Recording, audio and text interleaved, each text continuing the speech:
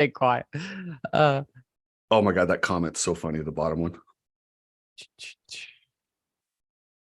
They're putting comments in already. Yeah, does Peacock do your timing? So far, we got 28 people going in here. What is up, guys? Thanks for joining the shit show for Friday, April, 7th? Jesus. And we've got the Glendale Triple Crown coming up. I've got a couple really good friends that you guys know, and I've got somebody that we've become really good friends. He's mainly in crypto, but his previous life was all about moto. So we've got AJ. How you doing, AJ? Hey, man. It's good to be back. Great to see you guys again. My second time here on the shit show, and we're ready to talk some shit, you know? Welcome. Yeah, normally you're talking predictions when it comes to Bitcoin. So now it's just transferred to dirt bike racing. I love it. I'm so excited. And then we always have the knowledgeable coach. Whenever he starts talking, my mouth just goes down and I try to soak it all up. But for some reason, I need a bigger sponge because I can't soak it all up. How you doing, coach? I'm doing great, man. Thanks so much for having us. And again, welcome back, AJ. Chris, it's always good to see you, brother. Yeah, and then we've got F and Cooksey here. So the show wouldn't be the same without him. So how you doing, Chris? I love it. F and Cooksey, he's here, blah, blah, blah. Well, hey, Johnny, I love the comment by Lizzie Dog. Does Peacock do your timing? Because you're always late. Oh, dude.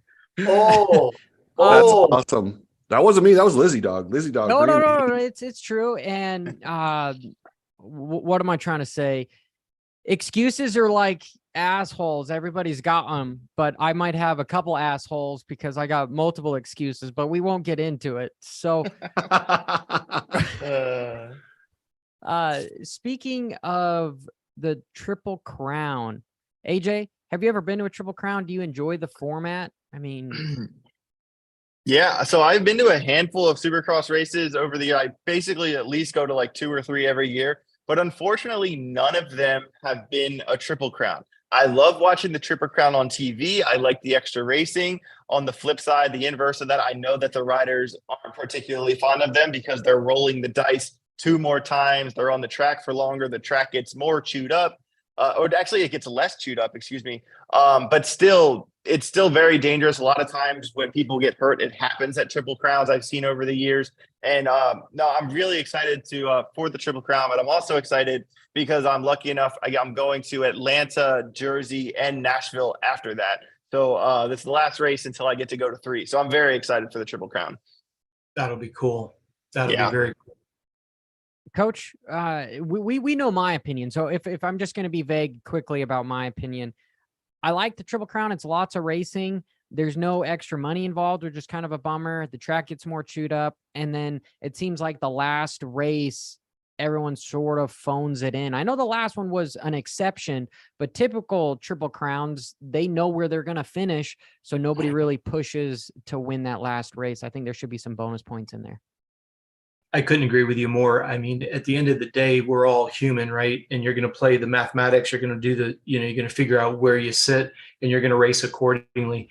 I'm a huge fan of the Triple Crown. I like the idea that very quick turnaround. Obviously, my platform is fitness. So these guys being able to put it together, recover quickly. Remember how much Faulkner created a big stink over, the pixie sticks. And it's just pretty simple, right? Your body needs sugars, and we could do a whole show on the sourcing of sugars. The body just simply wants sugar.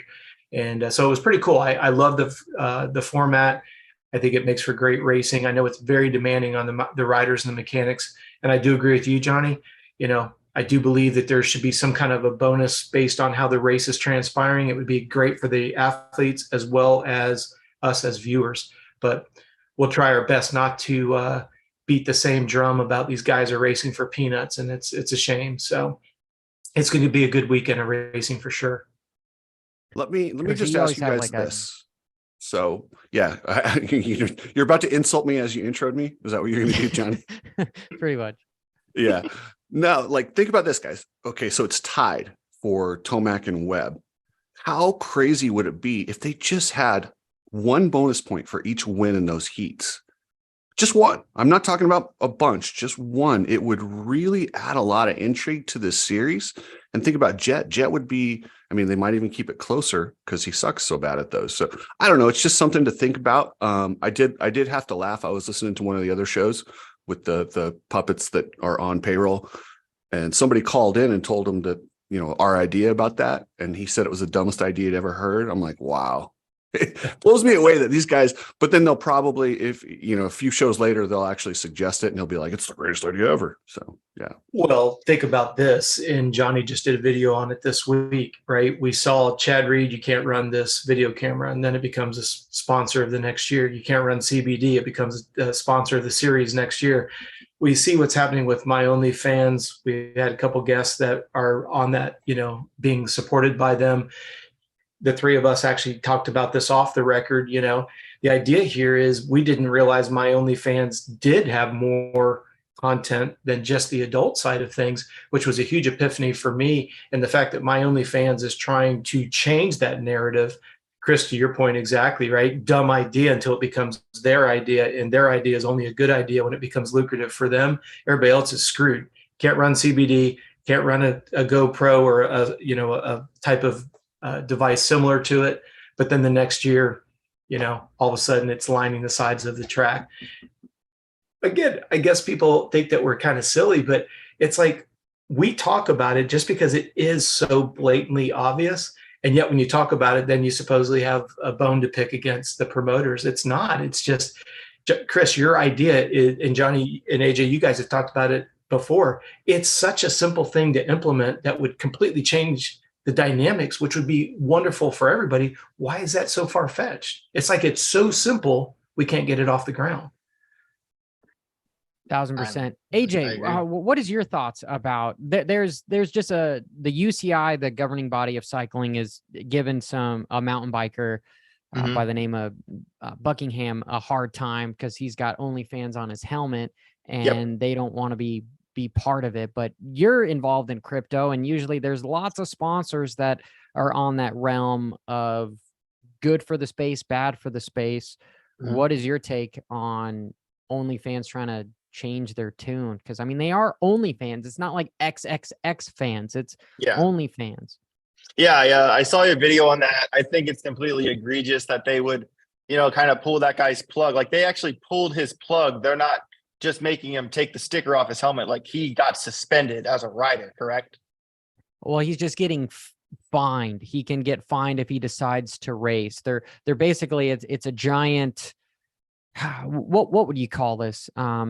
Almost smoke and mirrors, I would say. It's pressure. Yeah, okay. To me, it's blackmail. Yeah, so either way, I just think it's completely silly. I mean, if whatever sponsor it is willing to put money to the space, especially like any kind of sports like this that are kind of more niche things that kind of need more money, like what does it hurt for that guy to run an OnlyFans sticker? Especially if it was like, you know, Pornhub or something like that, I would understand it being a little bit more like on the line there. But with OnlyFans, that is something that can be so much more than just the adult entertainment side of it. I just think it's silly, especially when you, like Rob pointed out, when you see that double standard of like CBD being like outlawed and then the next year it's a sponsor. It's just so ridiculous. It's just like, just let the guys make some money. Like God forbid if anyone with two wheels under them makes any money, for real. Yep, that's for sure. Yeah. No. Well, I would be okay with guys running Pornhub. Like, I mean, ideally it's not the perfect representation and probably what not a lot of parents would want to see, but until the promoters want to share 49 to 50% of the take, piss off. You don't have a say on what these guys put on their bodies because you don't pay them. They're volunteers. They pay you, jackasses. I don't think, why don't people understand the power dynamic? Here's something. Cooksey, here's something I understand. Where have we lost it? And please, let's not go political on it. And I don't want our listeners to think we're going political. When have we lost the ability to implement our own discretion? I've been a fan of moto since 1978. We had the Camel Supercross. We had the Coors Light Supercross. The Camel Supercross, I literally have a picture of being at the Daytona Supercross because I was in the grocery industry. The guys that sold cigarettes into our grocery store chain took me to the motocross race, and I'm sitting there. I've got a picture with the Camel girls, right? On either side, they got their blue and yellow outfits on. It didn't make me want to buy a cigarette. I was thankful that I got to go to the races. Where have we lost this ability, to your point, Chris? If it says Pornhub and you're not into porn, you just let the water fall off the back of your back like a duck. So say I don't, somebody had talked about it, Johnny, underneath your video, they commented, it's okay to take energy drink money, which I think most people would agree is not the healthiest thing in the world, but because it's kind of pseudo, it's not really healthy for you, but we're not going to call it an adult beverage. We're okay with that money. And then it goes back like what AJ was saying, a little bit of subjectivity, quite a bit of double standards. Why can't, like you say, Chris, if Pornhub wants to get involved, it's not my cup of tea. It could be somebody else's, but aren't we all grown-ups? Aren't we all now, again, like what was said in the chat room when we did have the guys on that were sponsored by OnlyFans, they don't want to send their kids there if that is the platform. So then we get into the idea of, well, how do you manage who's going where?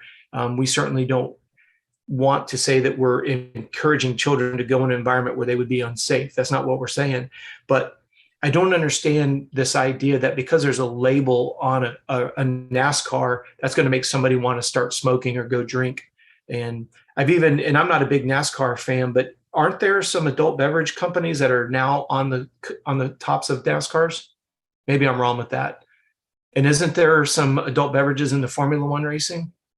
I'm not sure, but I know they've allowed adult beverages in motocross. We got Twisted Tea. We got all these different ones that are, they changed that a long time ago. First, they outlawed alcohol and cigarettes, and then they pulled back the alcohol in 2002 or three, somewhere around there. But it just seems to be when they need money, the promotion will pull it back. But if the riders need money, they can just pound sand. Well, what's crazy though is how did we get the alcohol to take a step back or step forward, depending on what side of the equation you're looking at? Like, what were the stipulations to be able to say it was permissible? It's now non-permissible. What were the selling elements to say we're going to make it permissible again? Because there's some people, my family's been affected by alcoholism. So am I supposed to be personally offended that Twisted Tea's in there? No, nobody makes anybody drink beverages, right? I'm not blaming Twisted Teas that my family has problems with alcoholism.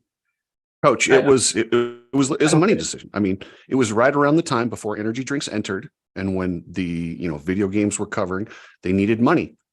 Ironically, hey, let's get a little more liberal with this.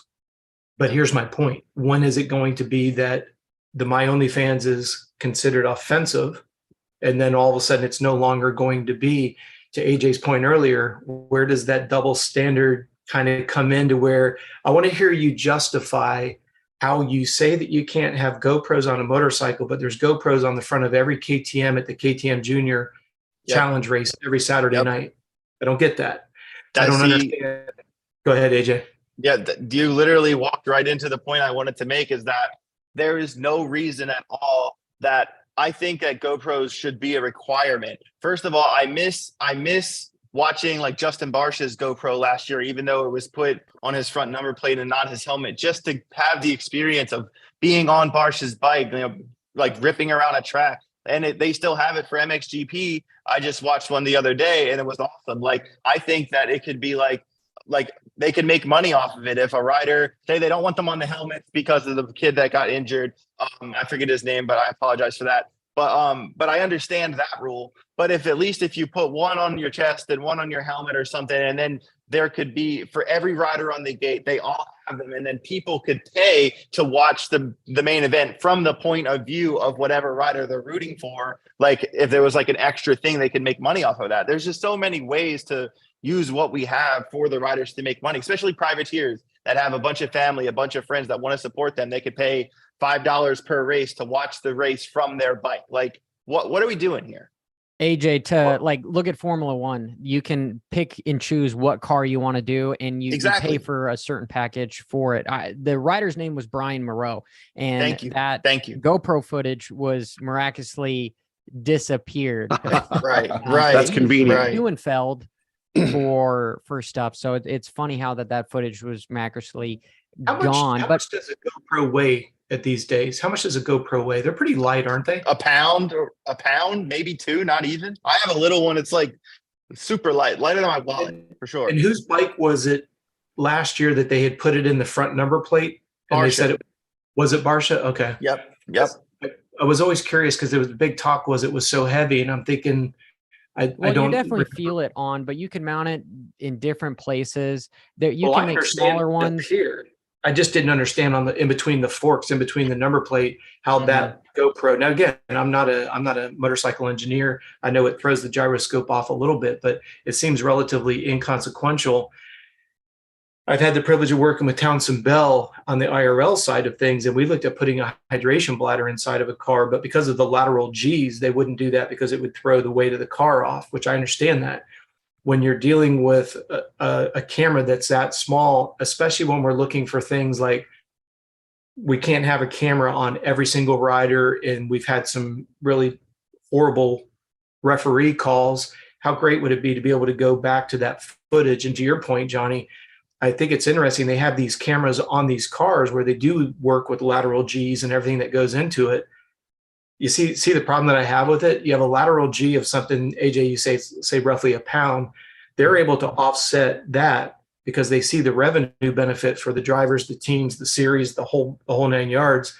But we say, oh, we just simply can't do that. Well, Coach, look at World Supercross. Watch, they had a year of trying the live cameras. I'm sure it's going to be integrated better.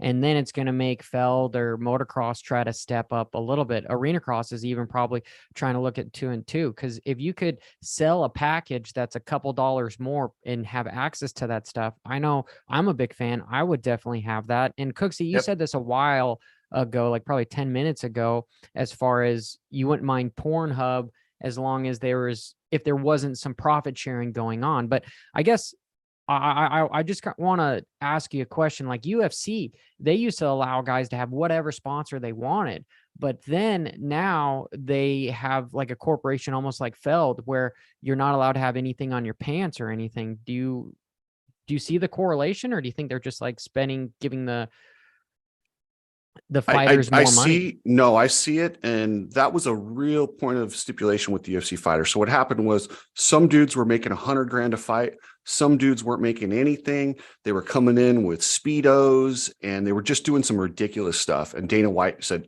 and one guy had basketball shorts and he's like, listen, we're a professional sport. I can't have guys doing this. I want a little bit more of a uniform look. How about I go to Reebok and these different companies and say, hey, you'll do all of our fighters. We'll do uniformed. The guys can put 1 or 2 logos approved on their pants and they get that money. But some of the guys took a huge hit. The guys are making $100,000 and now they're getting $5 to $10,000. But the dudes who weren't hustling and wearing basketball shorts, well, they're getting $5 to $10,000 they weren't getting. Dana White wasn't aware of how much money some of the guys were making. And yeah, it gets rid of the condom depots, the porn hubs, but they were letting everything go because they understood like these fighters needed to do what they needed to do. And my point is, unless you're going to compensate the riders somehow, then you got to let them do whatever they want. If you're going to pay this guy to not have Pornhub on there, go for it. Do you guys agree or disagree before you start partitioning off categories? Don't you think there needs to be enough revenue coming in to be able to be a little bit more particular on who you include and exclude? To your point, Chris, UFC, the guy that was making $100,000 for having something on his pants, yeah, he's going to give up $100,000 for having something on his outfit, but he's going to get paid $500,000 for winning the match because the association has done well enough. We talked about this before, like when you look at the PGA, if you make the cut, right, the last place guy is making like $55,000 for a week at Augusta for dead last. Well, how can Augusta have a $10 or $12 million prize purse for that one race? Because they're able to sell the package that they have to. That's where I think we keep missing the mark, that you're never going to have teams making money and riders making more money until the association's making more money. But the association isn't interested in truly growing the sport because they're just taking the money that they need and want. Everybody else is left with crumbs. And, we've talked about this before. Coach, It's got to be reversed. Yes, sir. the problem is the profit sharing or split of the money. Mm-hmm. UFC right now is one of the worst professional sports when it comes to splitting money with the fighters. It's egregious the little amount they give to the fighters compared to what they bring in. I think it's like 15 to 19%. Motocross and Supercross is at like 6%. That's ridiculous. That's ridiculous. And I'm not saying, and what you're saying is they'll make, and we've beat this to a pulp, but I say if you give them 40, the whole thing will grow. The whole thing will grow because they'll feel more like partners. And it's just good for the sports. It worked for football, worked for basketball, worked for baseball. Why won't it work for this one? That's what I was going to ask you. Where has it worked elsewhere? We're not trying to create something for the first time. We're just trying to emulate success. That's the part that I get blown away. Every successful major sports league, coach, every one of them has a profit share close to 50%. And they also have a union, as much as I'm not for association, Johnny. Okay. All right. Well, I know. You're right. It's. I know every time I've written the oranges, AMA, 6. nothing has happened. The AMA, they get back with me like 3 months later. No, but you need to have somebody else come in that is not used to having that many. Hey, Kaz, appreciate it. That are used to having a certain amount of income. If you're asking somebody to give up 20-30% of their income, they're not going to do it. It's like asking somebody that what they used to get for free. Like, this is I'm being a little political. What it came with the whole lockdown and everything, people got used to staying at home and not working and getting groceries and kind of rent for free for a while. Yeah, I know it was tagged back onto their mortgage, but I digress. It's hard for them to then start paying for something that was originally free. Same thing with a business owner. If you're going to start fining them quite a bit more, they're not going to want to do it unless there's competition coming in or they were bought out by somebody else. And I think we're in a weird area where World Supercross is kind of coming in and changing that dynamic. And we all see Daytona Motor Group maybe on the back end figuring something out with Supercross where we could be seeing a little bit more of the profit sharing. You know what I mean? Well, but Johnny, they added more money, but did you know Dominic DeSimone, a 450 outdoor motocross rider, and he does some schools and stuff. Great kid, came out in Vegas, but he just got his license. It's up from 250 to 500 this year. So they're charging. So you're going to pay more, but then they just take it right out of the riders. Like, how blatant is that? I know. I've made videos that like it's 100% almost pro payback. Like it's 150% pro payback after what a rider pays for a motocross race and get in there. It's silly. That's why you have these riders. Hey guys, we're paying more, but we're also charging more. Duh. Like that fucking drives me nuts. Well, AJ, you look like you're trying to say something here.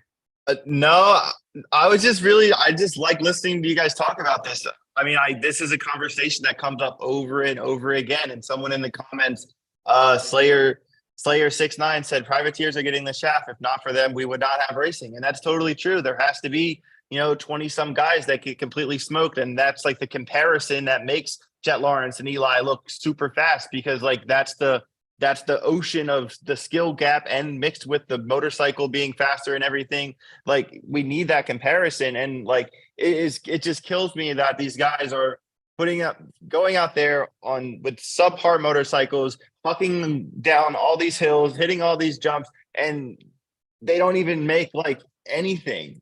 And like, not to mention when, like, me and my dad, my girlfriend and my friend, we all go to Butts Creek. By the time we get our motorhome there, pay for parking, like to camp there, pay for sign up, pay for everything, we probably spend like $1,000.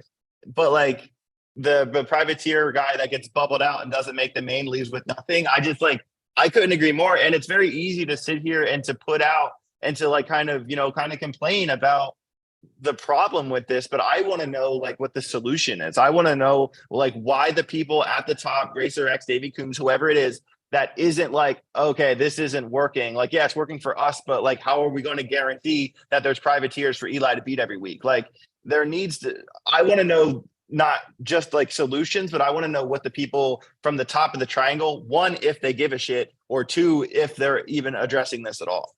AJ, that's the problem right there. They don't give a shit, and they're making their money, and they're just protecting their money, fighting fiercely to the point where when I broke down and did an article about how the money is divvied out at an outdoor national, where MX Sports takes the brunt of the money, not the track, not the riders. It takes three to do that whole setup there. And they all bring value, but only one takes profit guaranteed. And that's MX Sports. And it's complete garbage.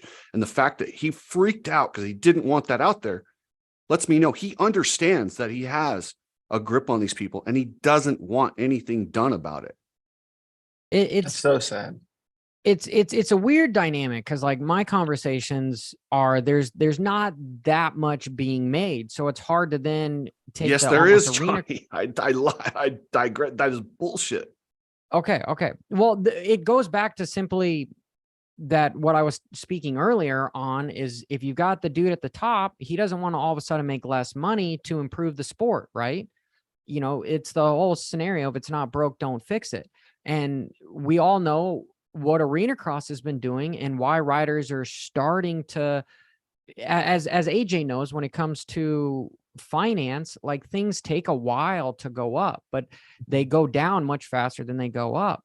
And right now we're just in like a stagnant motion when it comes to how things are currently being managed. You know, yeah, you're adding more races and it's a little bit extra money, but nobody really wants more races. They just want more money, right? And they want it to be safer and less harsh. Anyway, I'm digressing. My point I'm making here is you guys got series like Arena Cross where they're literally spending more than they're making, but hoping for a business model 5 to 10 years where it's positive. That's kind of like what Apple, Amazon, all the big hitters do is they spend a lot of time not being net positive for staying power there. And wait, Johnny, let me just break this down real quick for you. So in an Arena Cross, the tickets are what, $40, $20 to go watch? Something around there, right? Yeah, it's less than half of a Supercross or an outdoor national. Hey, I And- just bought hold nosebleed on. seats for $20 for the Supercross here. Okay, well, granted, whatever. the fees were There's more probably like expensive. 10 of those available. But you take a look at the difference between outdoor nationals and how many people show up at $100 pop versus the Arena Cross, and the payout's damn near the same. And I understand Arena Cross, but think about how much money they're making. Like you're literally talking about a small series with way less revenue, losing money or breaking even versus this gigantic one that has the same payout. Dude, and you tell me there's no money? We've come up Hold on, with and you solutions. tell me That's there's the no thing, is money, we though. don't just bitch. We've come up with solutions where, hey, you do have a stock class. You keep costs down so you can have more teams in there. So more teams can actually pay privateers to go to the races. So a privateer's not looking for an OnlyFans to get involved. They're like on a some sort of a privateer No, Moto Triple X type team. I agree. I'm just to your point where they said there's no money. That's a blatant fucking lie. That is a Chris. lie. Chris, how much does Arena Cross, or any of you guys, how much does Arena Cross have to pay to rent the Arena Cross stadium? What would you guys guess ballpark? I have no idea.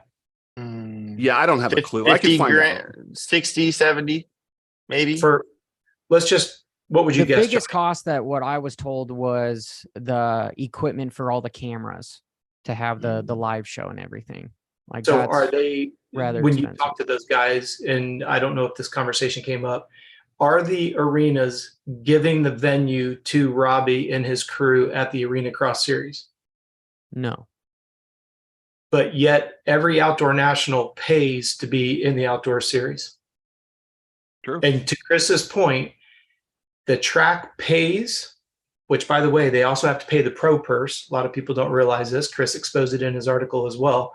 So the four of us own a track. For us to have the privilege to have an outdoor national, we have to give a guaranteed bucket of money.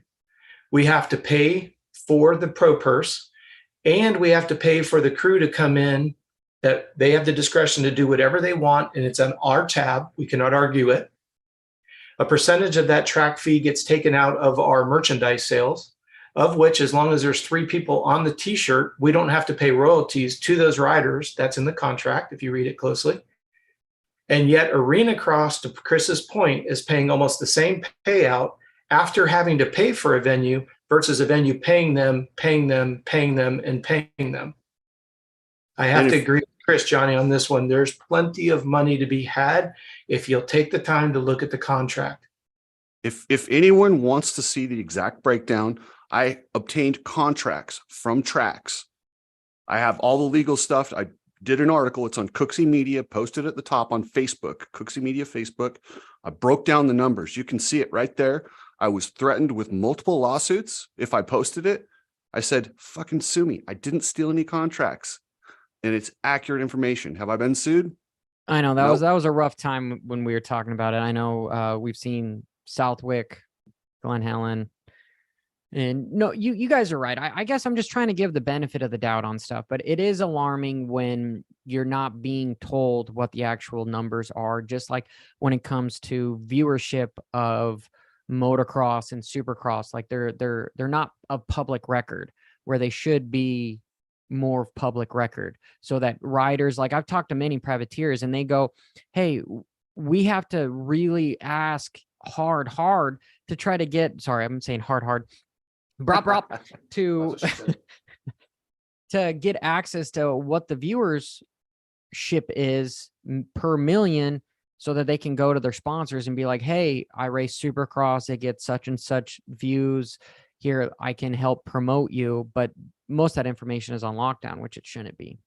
Because AJ, you know, like BitBoy, his biggest selling point is how many views you guys get on that YouTube channel. If you guys didn't have those analytics, it'd be hard to sell anything to anybody.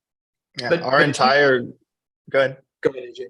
I was going to say, yeah, our entire business plan is basically based around getting your attention, and once you get your attention, keeping your attention. Like the retention rate, the click-through rate, views in general. These are all super important metrics that, you know, that literally puts food on our plates. Like, they're just the YouTube game alone is a very winnable game if you know how to play the system correct, especially if you're also on social, a bunch of different other social platforms like Twitter, Instagram, whatever. And it just boggles me that not even like what we were already talking about, but like MX Sports or whatever doesn't even let the riders really flourish on their own social media, because they can't even post like GoPro videos of themselves like racing. There's just like so many roadblocks put in place that's just holding everyone back. And it's just like, I think like we all four of us obviously like understand this issue. We need to like have like some sort of like master scheme to like how we can make a change. Cause like we all know the problems. All four of us, we know exactly what the issue is and how it affects all the privateers. I just feel like we our energy would be spent better if we thought of like some master scheme to either make like a competitor to MX Sports, or to like somehow manipulate them into, you know, making it more fair for everybody else, not just the people that win the races. AJ, what we can do is we can get the word out there to support Arena Cross, to support World Supercross, to add competition. If you have competition that'll actually share the money or build I really like the World Supercross. It's the way they've built that. They built it like F1 to where the teams are an equity partner, and it will help grow the whole thing. But they're, you know, that's why MX Sports and Feld are so desperately trying to kind of strangle them while they're young. Because if they get traction, it will kill this current business model that they're raping riders on. Yeah. And, you know, I understand that's why they went with like the SMX to make the whole series a point series to kind of keep people in. But you also have to understand like how many guys are actually going to be like fighting for points even in both classes. Like a lot of guys that don't even make mains, like they don't care about those points. Like it is cool for the top guys and I'm excited to watch it. But at the same time, and also like another thing, if there was, you know, MX Sports and then the one overseas, and then if there was another one in America, I would watch that too. You know what I mean? Like fans of motocross are super passionate fans, and no matter what, if there's another race, we're going to watch it too. Like I watch Arena Cross, I watch every race. Like I watched the race from Australia last night on YouTube. I'll watch anything, but it's just like when racing's racing, and I just wish that like there was some sort of model for it to be sustainable, because clearly it's not. I think the reason this conversation always comes up like in these types of like it's because we're all scared to lose the sport we love.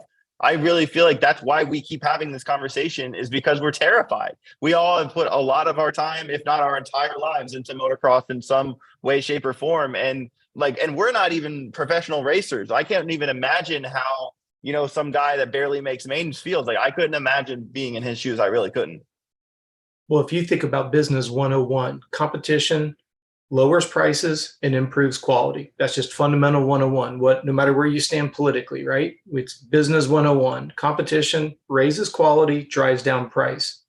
That's One, it breeds innovation. You could look at Kodak and all these guys that decided not to keep up with, and they go out of business. and then you take and you look at the whole idea. People go where people go. So that then drives up. So let's take something like Formula One. Formula One as an entity realized we need to create a show. As more and more people come, then more and more sponsors want to come. When there's more and more sponsors, it drives up the price to become a sponsor. Lucrative on top of lucrative on top of lucrative. Now you have drivers. I don't know how much the McLaren guys pay their riders. Do you guys know? How much does a Formula One driver make? No idea. They have it on, I think the like Haas team, their signing stuff is, I think, right around $1 to $2 million. And they're relatively one of the bottom. It would be like equivalent to a rider that's finishing 20th to 22nd in a main event. So them just being there is $1 million. But yet our top guy is making $3 million, and he's the very, very best in the sport. He's making $3 million, and yet 22nd place is making $1,800. But that's my point. People go where people go, including sponsors. And then when there's more sponsors that are fighting to be on the side of the track, that drives up the price. And then going back to what Chris said, a percentage of the media or the television contract, the revenue from the TV contract, all the trickle down. It's not a redistribution of wealth as much as it is a sustainable business model that Johnny, how many times do you say it? A tide rises all boats, right? I mean, this is not rocket science. It's just, to AJ's point, whenever there's competition coming in, what Chris say? They're going to try to strangle it as quickly as they can because they know if there is no competition. I'm still blown away. I remember back when I was racing, 78, 79, there were 4 classes, right? You had the 85 class, the 125, 250, and an open class. And if there were pros, you had a pro class. We didn't pay to get in the front gate. We didn't pay to spectate. We didn't pay if you had a pit bike, if you had a Honda Z50, you didn't have a pit pass to ride around. AJ said he spends over $1,000 to take him and his girlfriend and his parents to go for a weekend at the races. $1,000 to park your own motorhome. Then if you have a vehicle that comes with it, you got to pay for that pass. Where does it stop? You look at a family that goes to these amateur races that are a week long, you have camping that's 10 times what it is down the street for the convenience. You have a pit pass for every bike that's there. You have to have an extra vehicle pass, a transmitter fee. That's not even counting the race itself. Like, seriously, I'm blown away. I am nauseated by the idea that if you and I have a pit bike, we have to pay to have a sticker on it for the permission to drive it at a race that we just paid to get into, that we paid to go race, that we just paid to spectate. Where does it stop? It just blows my mind. Kind of transitioning from this, because I mean, we could talk about this all day long, but I want to pay a little tribute to one of my favorite riders from the late 90s who has just passed away, Josh Demuth. It's incredibly sad. I don't know exactly what happened. It sounds like the How old was he? same story we've heard, 38. And Josh had some accidents after racing that caused an amputation of the leg. So I don't know what that story went, but he's literally one of those riders that's on the fringe, and you guys wonder why I'm so passionate about it. Now, would money have fixed Josh's problems? I don't know. But when you get done racing, it's just done with you, and there's not enough money to live. There's not enough money. A guy who's as good as he was, I think he got 5th at the Vegas Supercross, coming right out of Arena Cross in the 450 class. Like, he was Arena so Cross talented. champ. Yeah, multi-time Arena Cross champ. But for him to just be a parts guy at a shop, that had to be a rough transition, no matter how you spin it. And it's just, I'm fighting for guys like that to be true athletes, and and then I have some sort of a transition plan and make it into a real sport. No matter what, guys are going to have struggles, but I don't know. I care about them, and like you said, it's those guys around 20th to 40th that we don't see. They have the same injuries, the same struggles. And just because we don't see it doesn't mean it's not out there. Dude, that's what brought my attention to AJ. We started talking because that's kind of where my content started from.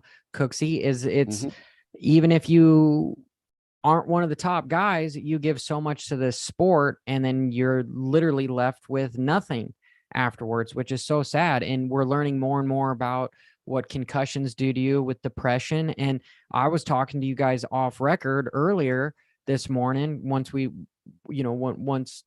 Coach, you were telling us all that Josh passed away, and I was making the connection that this sport is almost it's a drug addiction, because you're addicted to adrenaline. And once you don't have that anymore, you kind of lose a sense of self with racing. And racing is built upon you're better than the next guy, and you show up at the races and you're basically a king, right? Everybody wants your autograph. And if you do become one of the top factory riders, I've had so many conversations with ex-factory riders offhand that are not in a good place right now because they're not currently racing a motorcycle. They feel like it's kind of a nihilistic view on life, which just sucks, just absolutely sucks. And you see so many riders trying to hang on to this. You see, I'm just throwing it out there. James Stewart is coming back because he needs something to do. Ricky Carmichael's been around because he needs something to do. Ryan Dungey, he's back. I mean, all these guys, you are glued to this sport for damn near life, because walking away from it is so difficult. We even see it in the Tour de France. There's so many guys that have committed suicide from not being able to race a bicycle anymore, because you just get used to a serotonin and dopamine hormonal release. When it's gone, you feel like nothing. And there needs to be more advocates towards mental health in this sport. And Ken Rod did say, is there enough sponsoring, enough money, enough factory money to support this mini series, super motocross, world supercross, and an arena cross? I do believe that there is enough sponsors to do that, but we need to do a better job at promoting. And just like what Coach said, all tides rise all ships. You need to steal like an artist. You need to release all the footage, let people just go crazy with, you've got TikTok and Instagram where you can just literally have a reaction video of this stuff. We don't need to censor anybody, and it's just go crazy. So I kind of digressed there a little bit, but I'll let you feed off of it. Hey, Johnny, to Ken Rod's point right there, if we grabbed a piece of paper, how many sponsors, if you go outside of the indigenous sponsors in our sport, how many outside sponsors do we have in our Supercross series right now? What would you guess? 4 or 5? Red Bull, Monster, Geico, Progressive. I mean, let's go high side. Let's go 10. So to Ken Rod's point, where's the old money? Where's Makita? Where's the San Manuel? Where is Chevy Trucks? Where is, right? So are there enough corporations to support 3 series? Absolutely. Go look at the 8 or 10 that sponsor Formula One. We need them. The Home Depots that are doing the NASCAR, we need them. Where's the Lowe's and the Home Depot? All of us, we all buy stuff there, right? So to his question, are there enough partners? Absolutely. Watch a baseball game. Look at the outfield. Look at how many sponsors. What if we got 2 of those? Watch a football game, an NHL game, an NBA game. If we got 2 of those, yes, there's plenty of money to go around. It's just a matter of they don't see the value in our sport the way they see it. And this is something that we've talked about off the record as a group. What does NBA and NHL and all these guys do? They provide an entertainment. They have a booth that people pay a tremendous amount of money to entertain their clients at. They may not even know anything about the players that are on. When I was in the grocery industry, Gooding Supermarket was the first corporate sponsor to sign on to the Orlando Magic. Why did we pay for that? We had courtside seats, and we had 8 seats, middle of the court, halfway up, and we also had a booth. Why do we have that? So we could entertain clients. Now, you're going to tell me everybody that came into that booth upstairs knew everything about every player down there? I can tell you, being in that booth, over half the people didn't even know who Shaquille O'Neal was and Penny Hardaway was at the time, because they just got brought to the arena because their partner worked at the grocery store and they got salesman of the month or whatever, and they got invited. That's what we're not seeing. You're going to tell me that our sport isn't entertaining? Even if you don't, my wife has never seen or been around motorcycles till we started dating, and she can't wait for Saturday night to watch racing.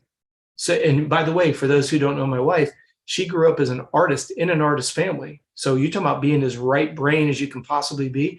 I'm so far left, I can't think outside of a square, right? That's how left brain, but she's looking forward to Saturday night. Can't tell me we can't convert somebody over, like AJ is saying. And the idea that, are there enough partners? Absolutely, there's enough partners if we can get the value up, like Johnny said. So the sport needs like OnlyFans, not just the riders, but we Well, need, but like you're some of that saying, the outside ability money. to be able to respond immediately. And we've already talked on the show previously when we talked about, look at how Netflix has made Formula One so cool and so many new followers that Formula One's moving their corporate offices to California. Now, if that doesn't scream from the top of the buildings, what does? Formula One, how many years ago, was like kind of like, yeah, if you were to interview or survey the country, how many people really knew who the top drivers were? You know, I only knew a little bit about Schumacher because of the Formula One Ferrari type of thing, but I wasn't following who was winning. They do a Netflix thing, and now we've got so-called people that are like following Formula One because of a television show, that now they're moving their headquarters here. To your point, AJ, it works. It's so simple. It works. Yeah. AJ, I mean, does- go ahead. Sorry, I'm interrupting you. Continue what you were saying, but just add this to it. Does BitBoy Crypto, do you guys have any outside sponsors besides crypto's influence type stuff? Like, do we sponsor people or people who sponsor us? Like, do you get offers from targets and that sort of thing to do video ads on your stuff? So recently we removed YouTube ads because we have a really big deal with Stake. Stake is like a crypto gambling kind of site. A little gray area with like the regulation on it, but they can tell us not to do it, and they're like kind of working to get like more regulated as well. It's actually super legit. There's definitely I know you can do like sports betting and stuff like that. I don't really partake in that kind of stuff, but I see why people would, and I would see why they're paying us what they are to get the exposure that we offer, like from Ben's platform. So yeah, there's not a, like, where people like want to get their eyes. There's so many different avenues. If you are trying to get traction as like a new gambling website, trying to, like, there are so many different outlets, like Stake could, there are so many companies that I think to myself, why doesn't this company sponsor motocross? Why doesn't this company sponsor motocross? And I could literally name 1,000 companies that should, but don't sponsor motocross. So that's kind of, especially just seeing from the kind of people that we get for our YouTube channel, like it is one of the biggest ones in crypto, but at the same time, like ads are ads at the end of the day. Like no matter where you see them, ads are ads. And it's just really based off of like, if they feel like they would get bang for their buck, like how many eyes they're going to see it. YouTube's easier because they want the proof. We can show them the analytics, like exactly how many people. With motocross, I kind of feel like with the people there and people watching, I kind of feel like it's harder for them to get like a definite, is this worth it for us thing? Or maybe they just don't even know, or the marketing team completely sucks. That's totally possible. There are people that think they're good at marketing that are really bad at marketing. Like I know people that are lifetime marketers that don't have 5,000 followers on their own Instagram. And I'm like, you do marketing for a living and you have less than 5,000 followers on Instagram. Like I don't see it, man. So really, there's definitely a million ways I just feel like there needs to be more outreach. And I just think there needs to be the right group of people to make it work. Because I've seen firsthand the people that think they know what they're doing, that don't really know what they're doing. And then if you get 3 people that really know what they're doing, shit's going to change. AJ, if you have some connections at Stake, why don't they put up odds on Supercross, man? I want to bet so bad. Yeah, I could talk to some people. I've actually reached out to, I talked to a bunch of different blockchain companies, just because, and for research for Ben and stuff like that. And I've actually kind of talked to like a couple like DAOs and stuff like that. Like, hey, like what would it take? Like, what would we have to do to like get this to support motocross? I've actually have a couple lines of communication with a couple blockchains and a couple DAOs that are looking to kind of do more marketing, more outreach. Because the biggest problem with crypto is even crypto companies that are, top 40 in market cap, top 50 in market cap. Out of the thousands of crypto that exist, their biggest problem is marketing. So I kind of feel like, but the difference between our problem with marketing and their problem with marketing is that they're worth $6 billion.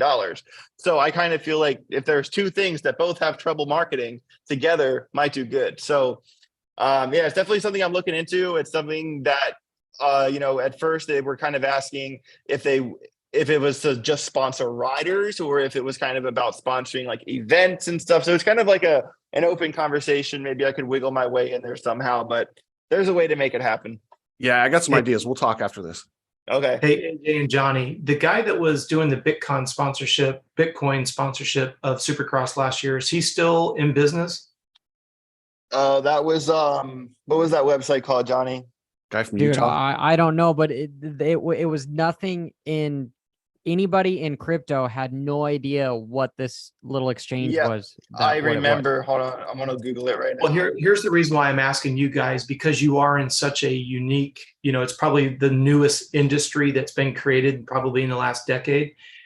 The thing that I always look at is, why aren't these sponsors staying? Now, again, I'm not naive. I've been in sponsorship my entire life. We own our own race teams. I own 6 race amateur teams. Okay. We deal with sponsors all day, every day. But I say very proudly that it was called SmartFi. I know. I was just about to. I was going to wait for him to finish, but yeah, SmartFi it was. They did terrible, by the way. You were going to wait for him to finish because you're way more polite, AJ. Are they still in business? Yes, I know I'm a dick. Let me, AJ. You're really. They are still in business. They are still in business, but like Johnny said, no one in crypto knew who they were. No one I know in crypto knew who they were, and no one at the track really cared. I remember they had like a little tent with like some free stickers and some free keychains and stuff like that. And I like tried to talk to some of the people there, like kind of fishing, and they didn't even really know like what DeFi was or anything. They were just paid to be there. They didn't really like know they weren't the people that made the company. They were just hired guns or whatever.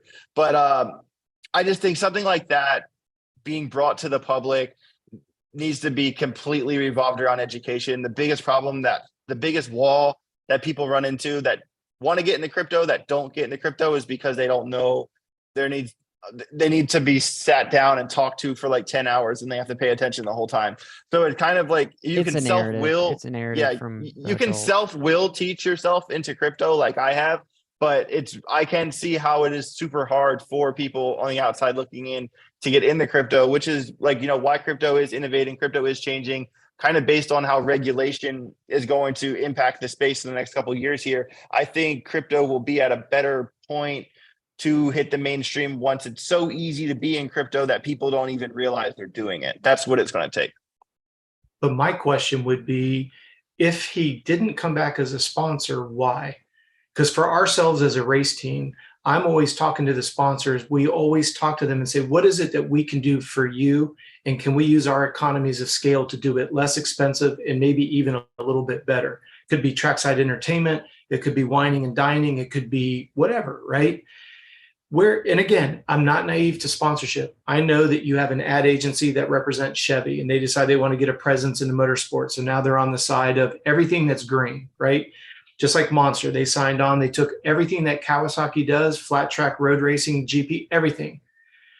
At what point do we lose those sponsors? We said earlier, where did Makita's money go? Where did Hanson Beverages go? One of the first that ever got into the sport with Factory Connection and Ziggy. Where did all these dollars and cents go? San Manuel, where did they go? What did they not get? When you look at the revolving title sponsors, like if you look at Loretta's, they had Aeronautique, and they've had, how many title sponsors? They had GoPro. We see the same thing at Ironman Hawaii. Very rarely do we see the same sponsor staying for more than 1 or 2 years. And as a team owner, if I were to lose a sponsor, I'd be disappointed that we didn't give them what they wanted, what they were looking for. Now, granted, markets can change. Again, I respect that can happen. When we're talking about trying to grow a sport and we need money to grow a sport, we've talked about this as a group. If we're going to have a riders union, you're going to need somebody that's going to put money into it that's looking to get an ROI back 8, 10, 15 years later. Because it's going to take money to represent. It's going to take money to pay these guys. I shared with you guys previously, if you look at the Professional Triathlete Organization, PTO, it's underwritten by a group of private investors that have come in, they've created a ranking system, and now somebody who's ranked 23rd in the world is getting a check every month based on that ranking. Why are we not emulating the same thing? Now, granted, it's going to take somebody, and we all know a certain somebody who's got lots of money that would like to do it. But the idea here is we've got to give them a reason to invest the money, whether you want to call it as Chris calls it, an association, organization. It would work because we know the riders want it. It's going to take a little bit of funding because the riders are going to get ostracized. They're going to get blackballed. We have to be respectful of that and have a way to offset that lost compensation when they get ostracized. But why have we lost the sponsors that we've had? If you exclude the idea that agencies, it's all, what the flavor of the month is. Saturation. Guys come in, they don't get what they put into it out, and so they leave. And it's a small sport. Here's the problem I have though, Johnny. You talk about competition earlier. When you listen to Astafin and you listen to Kenny Watson and you listen to Carey Hart talk about, think about this. You had Ricky Carmichael with Carey Hart with Ken Roczen, and they couldn't make it work because the owner of Jimmy John's was irate that when Ken Roczen was winning, they would zoom the camera in so close that Jimmy John's logo would not be seen. So he pulled the sponsorship of the team, not because the team did anything wrong, but because the governing body, the promoter, you want to call it, did everything they could to make sure, because they weren't getting a little bit of the pie, we're going to zoom in on his face to make sure that no Jimmy John's logo is seen, right? Makes sense. But yet he couldn't have a Dodge car on the grounds because Toyota was the official sponsor, which I understand. Now let's talk competition. If we could set up an environment, just like at NASCAR, where you've got every manufacturer, and now the manufacturers have to get creative, the teams have to get creative. I want people to come over to my rig to see my car sponsor. What are we going to do to be creative and different? Competition raises the bar, increases the quality for the end user. So now somebody walking in the pits, they're like, man, that Toyota booth was cool. That Chevy booth was even better. Dodge was incredible. Did you see how unique that Triumph thing? I mean, let the competition all come in, because here's the problem with competition, or the lack of competition. And I would love to see the books behind the scenes. So if I'm Toyota and I said it in my contract that I'm going to have exclusivity, and then what I do is I just start cutting back on what I'm willing to do to engage, right? For every dollar you spend, there are different formulas. For every dollar you spend, you got to spend $5 to activate it. I mean, there's all kinds of numbers, right? So now I'm Toyota. I've done everything I can, so I have no competition in the pits. So I just progressively do less and less. So now the people who come in for the fan experience, they get less and less sizzle and bang because, hey, they're the only vehicle that's on property. Nobody wins in that situation. The promoters aren't getting more money because, hey, this guy's one up in the other guy and up in the other guy, whether it's activation, something cool experience, and or dollars. Now everybody goes up, the income goes up, but instead it's like, nope, we're going to create this category of exclusivity, which ends up actually creating a monopoly that just drives down the value for everybody involved. To the point that Hart and Huntington, two of the most powerful names that we know in our sport, with the number one rider at the time, and they couldn't make a team work. How do you justify that? It's crazy. All I can say is that is literally insane. Like, wow. Like that was the best, the coolest team.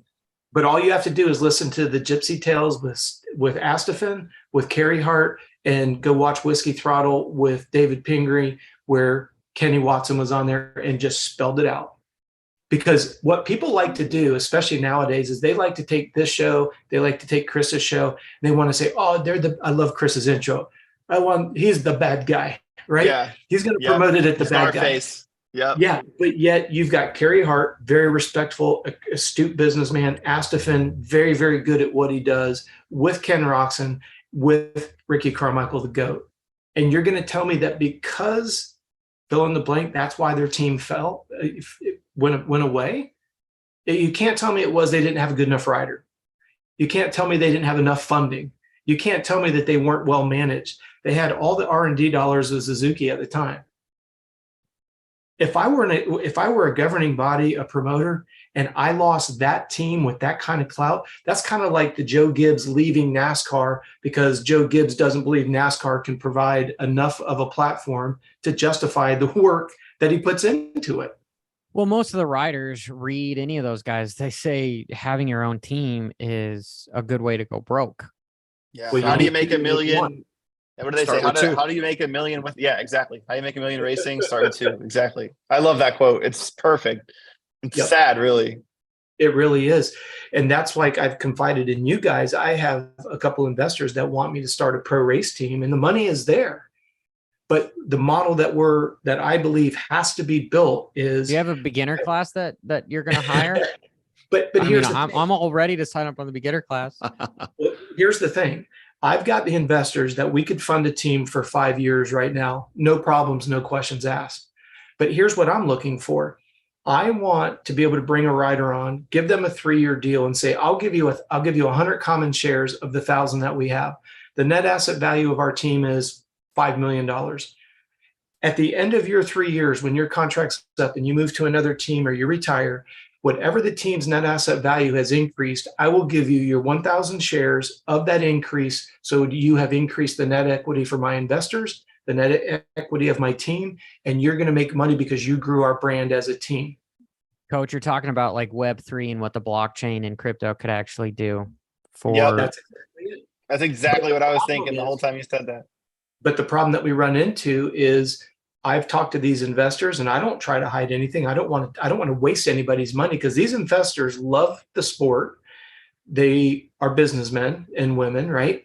They are looking for an ROI that they can go invest in real estate, whatever they want to invest in. I can't in good faith start a team and say, I know that I can take your 5 million and make that 15 in 5 years. Because what happens is our riders come in and they say, gimme, gimme, gimme. They don't talk about what can I do to increase the net asset value of that team. Now, look at Hamilton. What has Hamilton done to increase the value of that team? What have all those riders done in conjunction with Netflix, because they let Netflix in, right, to create a personality that then creates more equity into a team?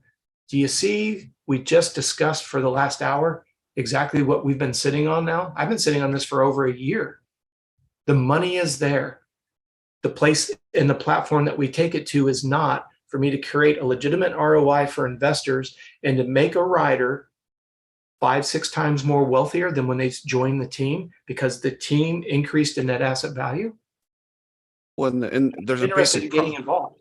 Well, when you build a team, you bring all those sponsors in, and if you need a rider that's a championship rider, since there's no money available from the promotion, you have to pay the $1 million out of your sponsor budget, which wrecks your team profit. It's a broken system. So I'm with you, Coach. Hey, the three of Wow, us. Cooksey, actually, dude, you're being like incredibly respectful. I'm like, I'm not used to this. You're just sitting there quiet and not saying much. Coach had some great points. Sometimes you sit back and let Coach go. I know. And Sorry, AJ, Coach. I apologize. I don't want to ostracize you in this comment, but Johnny and Chris, you and I know of somebody who paid their own money to pay bonuses for somebody when the money wasn't available. It's true. Those were some hard checks and some big checks that were written. It's very Well, true. again, that's why the solution is to kind of do what World Supercross is doing, where you have a lower budget and you guys have some smaller teams. And in order to keep the homologation, you need to have a privateer class, a stock class, where you still get people new into the sport, where they feel like they have a chance to then level up to an F2, F1 class. I just think it's stupid in 2023 that we have privateers bringing in showroom floor bikes and racing against teams that have millions of dollars at their in resources. To quote Cooksey, it's broken and it should be fixed. Well, let's just say this. At least those privateers aren't riding bikes with titanium rods that are locking up. Just saying. Yeah, but Chris, think Rough. about this though. And Johnny, you know the number off the top of your head. Was it Ryder D's bike? One of the Cowie bikes that was for sale after Loretta's and the whole Deegan gate. What was that bike priced at? I was like 70 grand. I can't remember. It was Wow. way over double the retail price. That's a Yeah. Loretta Lynn's amateur Kawasaki race bike that sold for $70,000+. It was 40 to 70, if I'm saying something, but still, it was something. Hold your hat on Just 40,000. I don't ridiculous. care. Well, $40,000 at Loretta's. What do you think the basic fundamental bike is worth at the pro level? Not that. Probably not that. Yeah. I don't know that they could afford. Well, it's all the that. testing and unobtainium stuff that you can get on those bikes, which is just stupid. That's why, like, what F1 got in trouble with is changing their budget to have different R&Ds. Like, we want to have racing better. We want to have multiple Cooper Webbs and Sextons going against Tomac, having a 10 race championship battle with somebody, having somebody new win races all the time. Like, yeah, it was cool watching Ricky Carmichael have a perfect season a few times, but it was also incredibly boring. And so from a marketing standpoint, it just makes sense to have a budget for these teams that they have to abide by, because if you can make more drama, you're going to get more views.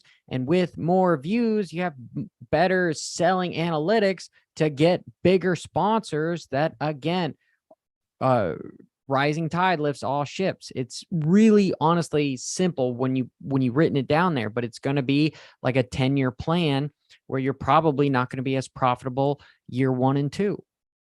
Johnny, so how much does Pro Circuit have to pay their guys to risk their ass on those bikes this year? I believe it's very minimal. Very minimal. No, I'm trying to switch a subject to, so Cameron McAdoo, unfortunately, has a bad shoulder injury. And for Cameron McAdoo to sit out, that must be incredibly bad, because he's got one of the highest pain tolerances, way too high for his own damn good. So he must be hurt pretty bad, but his bike locked up. Apparently what I've heard is titanium rods are breaking, and it also broke on Sh1t, and Sh1t is to the point where almost refusing to ride the bike. It's not good over there. So they need to figure this out. I mean, they're down to Chris Bloss and, Carson Mumford. Yep. Wow. Yeah, when I heard that McAdoo went out and he wasn't racing, I thought to myself, that must have been one gnarly crash, because that kid will take a hit and keep going. Even if he shouldn't keep going, he will keep. So it must have been really gnarly. And I really hope he's okay, because he's a gnarly kid. Like, I understand, like, with the safety thing, that he shouldn't be riding after those crashes, but at the same time, it's hard to not respect him for that. And I really hope he's okay, to be honest. Oh yeah, I respect him, but I just don't. And that's where my issues come in. The rider has to feel that way. And I think that's awesome, and you want, but you need people around them to protect them from themselves, because they have to have that attitude. Yeah, I agree. I like what you said, the Nick Way and all that. I totally agreed with that. Someone has to say something, because, like, when you're in that state of mind, like, I've just many times as I've broken bones, I've broken 27 bones in my life. And if it was just in my own head, I would have, like, tried to keep going or whatever. Someone has to try to talk you off the ledge sometimes. And especially in pro racing with points on the line, like, I understand, but safety first always. And that always kind of gets pushed in the back, but it's racing at the end of the day. But is that more of a money thing too? Where Probably. if certain people don't race, they can't pay other people that are in their program, so it's a point where, unfortunately, guys, we all were sitting here saying that we hope McAdoo can continue to race a full series and not push himself to the limit. So is this really what happened? Did it have anything to do with not taking breaks and not recovering completely? I would say that it's probably a gray area, but I'm sure it had something to do with it. The rider's just used to potentially not listening to his body and pushing above and beyond, because he's just so tough. But there's a breaking point, and unfortunately he broke. Yeah, but this wasn't his fault. The bike broke and caused the accident. So, but you can back the train up and roll it back to amateur racing. You think back to that year, and you guys are more aficionados of the years and who was riding. But I think back to the Lorettas and the Pro Sport, when you had Trey Kennard, Nico Easy, Stroop, Keelan, Matt Bonney, you had Kyle Chisholm, you had literally 10 or 15 guys. What was it? Zach Freeberg won Loretta's one year with like a 3.78 or something like that in the Pro Sport class, because the depth of competition was so deep over there. But what ends up happening is we create this mindset and we create this mentality where if you don't push through and ride exhausted and you don't push through and ride hurt, that somebody else behind you will. And so that what ends up happening is they're forced to go out and do it because they have to, AJ, you said it yourself, he's got this reputation that just incredible grit and determination. I don't know if you have children or not, AJ, but imagine if that was your son. Would you be going rah, rah, rah, this guy's got grit and determination, knowing that he's rung his bell? And Chris, you're very big for health, mental health. And Johnny, you've talked about it on your videos, that there isn't enough time to do a legitimate concussion test to say, yes, this was mild enough that you can legitimately go out there safely for yourself and everybody else. We've talked about it, the fact that Chris ended up jumping on, was it Brandon Hartraft, and ended up putting him on a helicopter ride to the hospital with some big medical bills. But yet we glorify it and say, well, this guy shows grit and determination. But yet if we roll back the chain of all of that goes back to the amateur racing, why are these kids constantly riding with blown out knees, blown out shoulders, blown out this, blown out that? Because if they don't, somebody else will. And so that's where we continue to roll it back. How far do we go? It goes back to amateur racing and the whole mindset attached to it. And that's the point that Nick Way hit me with. He's like, listen, I don't have a company where if this guy gets fired because I told him to sit out, I don't have a job for him. So do I tell him to sit out and maybe he gets fired? And I mean, he had a good point, but I mean, it's at some point, someone in that program needs to just be like, sit down, you're out. All right. So hold that thought right there. Because Nick Way's been there and done it. And Lord knows he could speak to this much more than we can, because I've never had a pro card personally. Johnny, you have. Chris, I think you have. AJ, I think you know. Okay. But think about this. We have sat for many, many, many, many, many years, all of us collectively, and we all say the same thing. And Nick just said it. What's he going to do when he gets fired? Well, what about these kids that have been pulled out of school in 5th and 6th grade because they're riding at a facility 6 days a week, not putting education as a priority? We're teaching them no secondary skills. Then we let the system burn them up. Look at the entire, I'll stay out of that. But there's a couple amateur programs that put these kids on red carpet rides all the way through the amateur ranks. And when they get to time to go pro, they're bitter, they're battered, they're broken, they're fragile. So now when they should be going into the acceleration of their career as a professional, they're saying, thank you for coming to McDonald's. I hope to see you again tomorrow morning. And then we go, and we even talked about it here, right? These guys, they get all the notoriety and then they just get pushed right off the cliff. So that messes with us psychologically. You talk about the impact injuries, but yet the industry is okay with the fact that there's kids living in motorhomes, not going to school because they're the next big thing, riding a motorcycle for 3 hours, 4 hours a day, exhausted, undernourished, not getting enough sleep. We glorify it at a facility. Then we push them with amateur races almost every single weekend that are now 3 to 7 days long. We push them. Then they go pro, their career is over. And then we go, but they have no skill set. Let's take Nick Way's comment. What am I supposed to do? The recommended thing to do is to tell him not to ride. And then Nick feels bad because the rider gets terminated and the rider has no secondary skills to go back on. And this is what's so crazy. Like if I get hired by a professional, and I've had this happen, I've had a professional hire me, less than 25 years old, craving simple sugars, night sweats, no sex drive, and can't sleep through the night. Those are all the 4 big indicators of adrenal fatigue.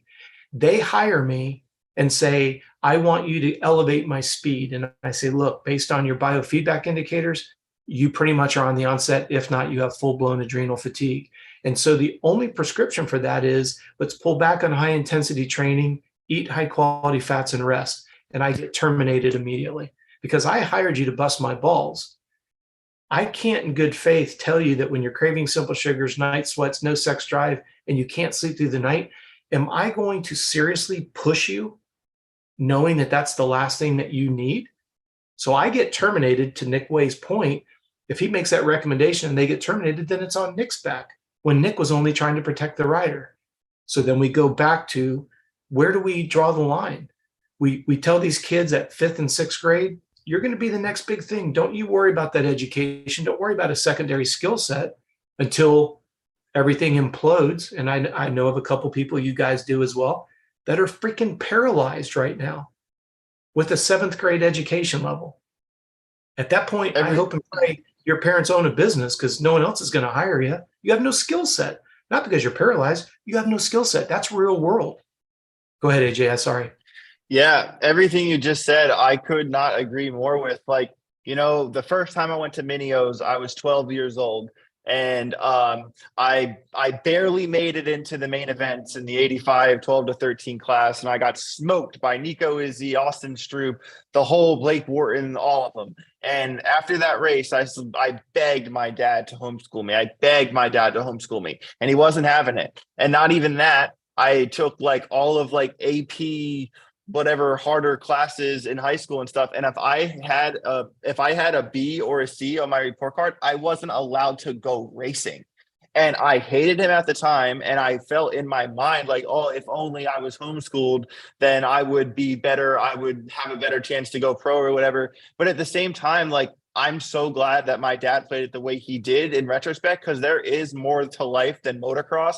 It took a long time for me to figure that out. And like, I see what these guys go through, and like, considering the job I have now, I'm glad I never went pro. And like, that doesn't mean anything about my love for the sport. Of course I love the sport, and of course I'm always going to support it in any way I can. But at the same time, like, the trade that, like, would you rather just be really fast or be really smart? Because you can be really smart and really fast. And those are the guys that end up winning championships. Like, Cooper Webb was in public school for a longer time than most people. He might have graduated from high school. Did he graduate? I remember hearing that he was in public school for a fair amount of time. And it just goes to show, like, there is, as much as I love this sport, if I have a kid one day and he wants to go racing, I'm going to take him racing. But there is also like a line you kind of have to draw in the sand somewhere about being realistic, about just kind of like because like it freaks me out how there has been, like, last year at Minios, the turnout was absolutely amazing. But when I was at Minios, I didn't know about the issues of the sport with having insane money problems and all that. But now those kids at Minios, there's more of them there. They all know the information about how hard it is to make money in motocross, and they're still going. And that just shows how much fun the sport is and how much people enjoy it. But I just wish the love for the sport wasn't manipulated against them, kind of the same way they do to pilots. So like, oh, you like flying planes, right? Well, here, take this subpart check. So it's just, I don't know. I don't even really know where I'm going with this. I just really agree with everything you said. Nope, you're exactly right, my man. 100% across the board.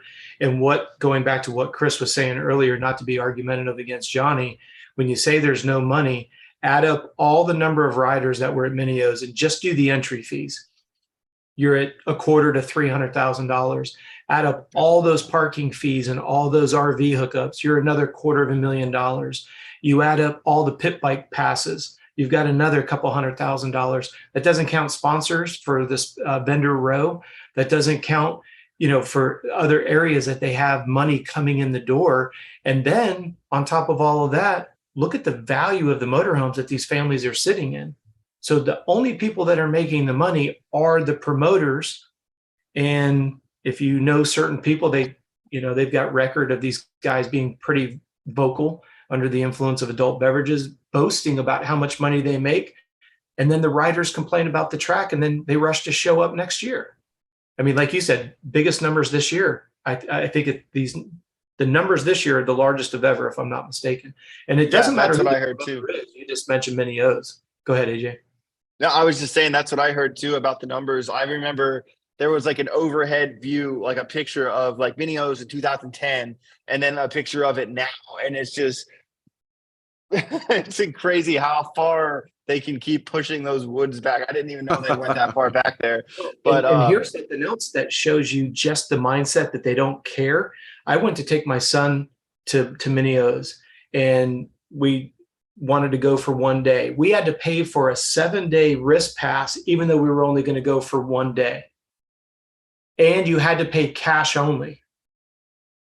So they not could keep an suspicious. extra 3% as opposed to credit card stuff.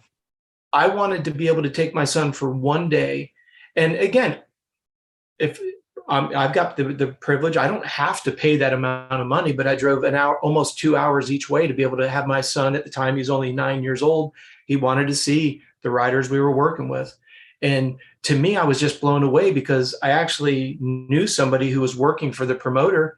And she goes, yeah, that's just the way it is. Either you're going to pay it or you're not coming in. And that was somebody that I knew that was working for the promoter. That's how absolute they are, almost Gestapo. Please explain to me how you can look me in the eyes and tell me that I've got to pay almost $100 for a wrist pass for me and $100 for my son to watch one day of racing. And this, your point, AJ, how many people are in the average motorhome? 4 to 5 people. You got a racer, mom, dad, a sister, right? And so you've got 2 pit bikes. So you got 2 pit bike passes, the motorhome, the hookup, the pass. The promoters are making money on the water, the sewage being exchanged. They're making money hand over fist. And Chris, to your point, they say that there's not enough money to add a little bit of money to the pro purse. It's crazy. That's Just absolutely crazy. Absolutely crazy. And yeah, and hey, let's make them do more work at the Triple Crown tomorrow for the same amount of money. Yep, exactly. Well, Speaking guys, of that- I know. Oh, yeah. Jesus. My We lost camera Johnny. overheated. Oh, your camera's that mad, Johnny. It's just furious. but my I wish point if it was is- me, I would just turn Johnny's camera off. Yeah, Sorry, you yeah. people are the hopper people are going to come at me. They come at me every time I bust your balls, Johnny. Wait, so what are you guys thinking about tomorrow? Like, who are we calling here? Who are we calling? Like, they're going in with 2 red plates, going to leave with 1. I'm excited. And I'm excited for the futures race tomorrow. I'm almost equally as excited to watch that again than I am everything AJ. else. I mean, I'm with you, man. I love the futures. And my boy Caden Yeah. Lewis, we got him in. I don't expect him to podium or anything, but watch for him. He's a local kid here. I've known him since he was just a kid racing BMX. He's won everything there possibly is in arena cross to try and get there. We finally got him in. Our boy Daniel Blair helped us out, but yeah, we got Caden Lewis in there. So we'll see what he can do. nice. Very cool. That's cool. It's always cool to have like a horse in the race. You know what I mean? Like Yeah. someone you know. It makes And it way he's better. such a good family, such a good kid. They're good Nice. people. I'll definitely look out for him for sure. But it's kind of hard to bet against Daxton, man. He was ripping last time. Good Lord. He was fast. Juju, man. Julian Bomer. Now he's got time on that Uh-huh. KTM. I'm telling you, that kid's legitimate. He's good. Yeah. Is Casey Cochran racing this one too? Because he was He on is another. too, and he is surprising. Coach, I know you know him very well from the amateurs. And I always thought he was good, but this Supercross seems to really suit Casey Cochran. Well, Casey, unfortunately, has always been under the umbrella. It's kind of like if you talk to Tim Ferry, he'll say he was the fastest second place guy because he always had to race his entire career against RC, Yeah. And that's where Casey's at because he was always under Daxton Bennett, Hayden Deegan. Daxton was always very, very big height-wise. Obviously, Deegan very, very, very fast on KTM. You had Logan Best in the mix with that. And then in the mix, of course, you'd have a Casey Cochran, a Fampini. So Casey was always that 3rd, 4th, 5th place guy. It was always seemed to be those 5 guys shuffling on super minis.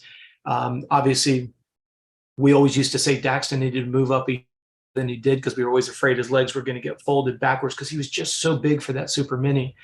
Then when they finally graduated and, they skipped the 125 class and went straight to the 250 class. So that's why you're seeing Casey. Casey's extremely, as you guys have seen, he's a very good starter. One of the things that he has going for him is he reminds me a lot of Jeremy McGrath. He's very precise. He doesn't have a lot of wasted energy. He doesn't clip a lot of things. He doesn't compress and rebound. Very good throttle control. I love being trackside because he does that McGrath. He's on the gas hard on the downside. Most guys do it, but Casey really excels at it.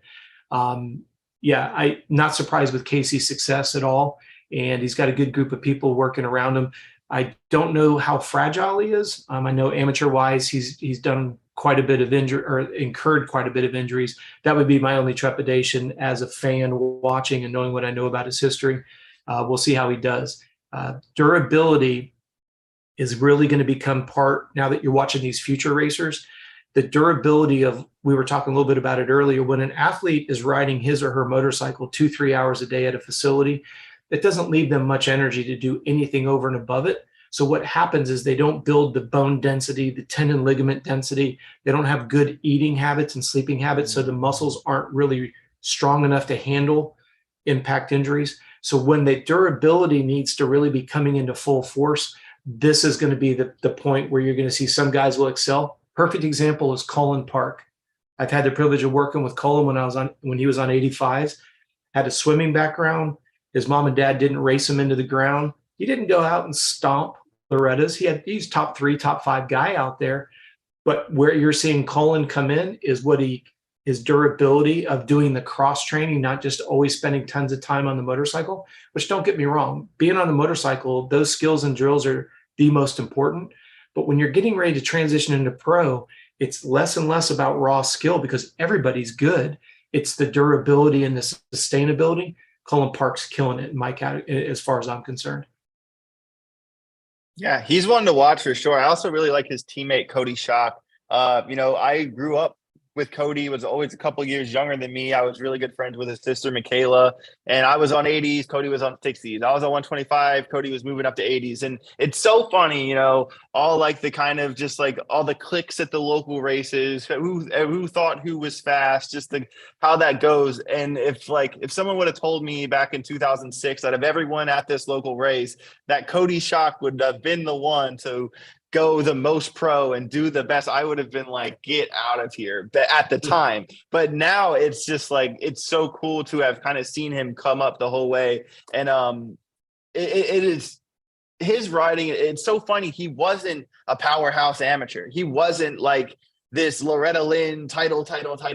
He is starting to peak like at the right time. And just watching him ride, it is just literally insane how comfortable he is on his bike. And I'm really looking forward to see like riders like Cody, riders like Colin Park, like see what's going to happen if they like riders like that get a chance on a PC bike or a Star Yamaha or something like that. It really makes you wonder because they have the speed, especially Cody, who's already proved that with the 450 outdoors 2 summers ago. So I can't wait. Hey, Johnny, do they tame the track down because the futures? For Glendale here, I would.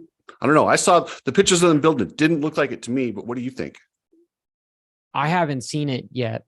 I have to talk to some of the privateers to see if they've done anything. Hopefully not. Hopefully they're not going to, because I think it's important if you're going to have that there. But at the same time, like that's there's no. It would literally just be arena cross would be your stepping stone to getting into a full blown supercross track. That's just. There's a discrepancy there between how do you even train for supercross, because it's very intimidating to go to a supercross race and you're like, oh, these triples are 75 feet. They're big jumps. They're big jumps. It will be very interesting to see how they merge that, because like AJ was saying earlier, with a triple crown, the track's not going to get as torn up. So that'll be interesting to see. We've had so many discussions about how Cooper Webb sets his bike up for the second half of the moto when he knows the track's going to fade away. Now the races are so short, track's not as chewed up. It'll be very interesting to see. I know it's a redundant, we beat the drum, that the start's going to be everything. I haven't seen it. Johnny, I saw you did the track preview up there. Long first straightaway. It is a long first straightaway. And unfortunately, guys, we've been going for an hour and a half. And I know, Coach, you've got a meeting with an MXGP rider. I've got another meeting I got to go to. Cooksey, I know you do too. And AJ, I know I got to cut you loose as well. If you guys enjoyed this content, make sure on your way out, you hit that like button and meet us back here next Friday, noon Pacific time.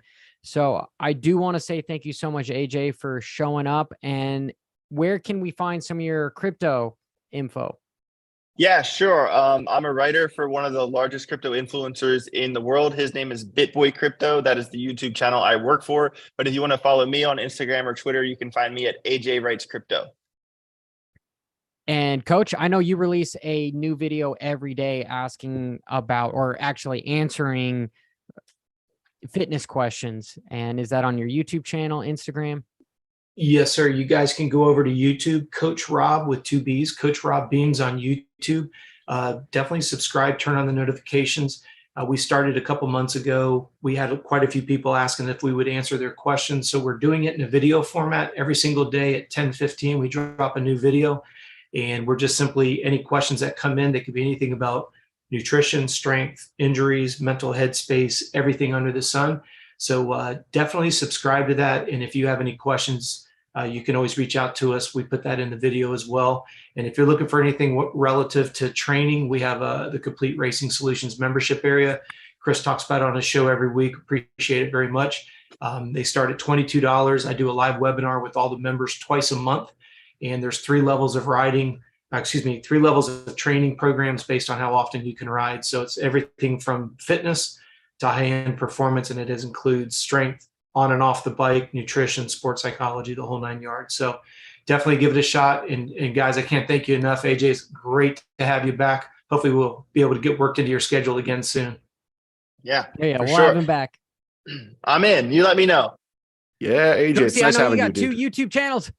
Cooksey Media and All Day Every Day with Cooksey and Gina. Check them out. Very yeah, good. can you guys brop with me? Ready? Oh, yeah.